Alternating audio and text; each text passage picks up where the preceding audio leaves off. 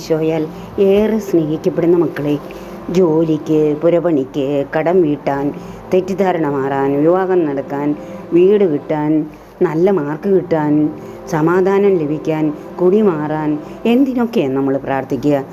ഇതൊക്കെ പ്രാർത്ഥിച്ചിട്ട് ഫലം കാണാതെ വരുമ്പോൾ സുവിശേഷത്തിൽ പറഞ്ഞതുപോലെ അപസ്മാരരോഗിയായ മകൻ്റെ അപ്പൻ പ്രാർത്ഥിച്ചതുപോലെയെങ്കിലും നാം പ്രാർത്ഥിക്കേണ്ടിയിരുന്നു. അപ്പോൾ ഈശോ വേഗം ഇടപെടും.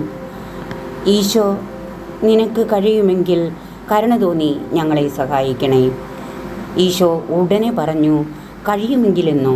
വിശ്വസിക്കുന്നവന് എല്ലാ കാര്യങ്ങളും സാധിക്കും. ഉടനെ കുട്ടിയുടെ പിതാവ് വിളിച്ചു പറഞ്ഞു, ഞാൻ വിശ്വസിക്കുന്നു, എൻ്റെ അവിശ്വാസം പരിഹരിച്ച് എന്നെ സഹായിക്കണം. തുടർന്ന് എന്താ നടന്നതെന്ന് നാം കാണുന്നു. കുട്ടിയെ സുഖപ്പെടുത്തി അപ്പനെ ഏൽപ്പിച്ചു.